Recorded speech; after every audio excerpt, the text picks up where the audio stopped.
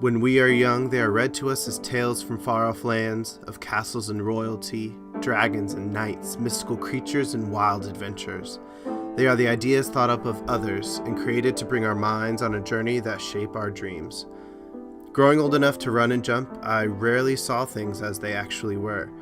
My backyard became a jungle, and I became Tarzan, swinging from limb to limb. My imagination ran wild and transformed the world into my playground. Going to school, I shared my world with others, conveying the excitement from my brain into my actions and words. We took turns like a seesaw, back and forth, jumping from different worlds as we went on an epic quest for the unknown prize. Stories. Middle school taught me to transform my thoughts into words, to write and compose poetry and short fiction. The importance of adjectives, synonyms, beginning, middle, end, gave structure to my thoughts. My narrative was confined by rules: 1 page max, Times New Roman, double spaced, iambic pentameter, ABAB, CBC. I wrote with a purpose: to get the grade, to get the allowance, to get the newest action figure. High school was barely different. Assignment after assignment, regurgitation of the facts, the formula for writing an A+ paper mastered. Going through the motions, my words were heard, but my voice was not my own. Stories. College happened, and I suddenly realized my high school A+ prize did not matter anymore. The facts of life outweighed the facts from books, and it all changed when I was asked, "What do you think?" Eliminating the crutch of citations, I had to argue and support my thoughts based solely on how I articulated my answer and how intellectually deep I went with the prompt. Students on campus were no longer walking encyclopedias, but kids back on the playground. Our passions pieced together by the collection of our thoughts and experiences colliding like laser lights on the dance floor.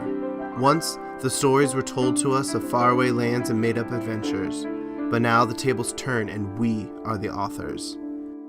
Stories. Shaped by our experiences, our trials and our triumphs, the story we tell demonstrate the human experience. The understanding of one's experience comes from the words they communicate and the conviction of their voice. In today's world, social media provides everyone with a soapbox and megaphone to broadcast their thoughts and ideas, their accomplishments and struggles with all those who will listen. No longer do you have to share the same air or be on the same playground to hear one's experience or go on the same adventure. Digital friendships are a phenomenon of the now, and one's mind and ability to abbreviate thoughts into 140 characters or less is all that is required. It gives agency to the otherwise voiceless and connects groups with each other that have previously been thought to be sole survivors. Stories. In admissions, I heard them from personal essays of high school seniors and in interviews that solicited their accomplishments for a hope of acceptance into the microcosm of learning and self-discovery. In alumni relations, translating the ever-changing landscape of a campus so dear to images and ideas to be transmitted across the world was my daily task. Connecting accomplished graduates to each other in a digital community demonstrated the power of a shared experience. For almost 2 years, I traveled across the country and visited fraternity men ranging from large public institutions to small private colleges. While we shared the common bond of values and ideals that the organization set forth, each guy had a different story to share. Where they came from, what motivated them to choose the school, the major, the fraternity, were all as unique as the institution they attended. The power of a story is exemplified in vulnerability and one's bravery to share it. A story can come in jumps and laughs in the highest of highs, or through the tears and tissues in the lowest of lows. Stories are not stagnant but ever-changing, changing the way we see things, changing the way we think, changing the way we move forward. The students who I work with today have their own story to share, and I am but one blip of that story. The paths that cross are added to my network of connections and only increase the strength of the web I weave. But it is their story that motivates me to continue to connect. It is their story that motivates me to share. It is their story that motivates me to learn more.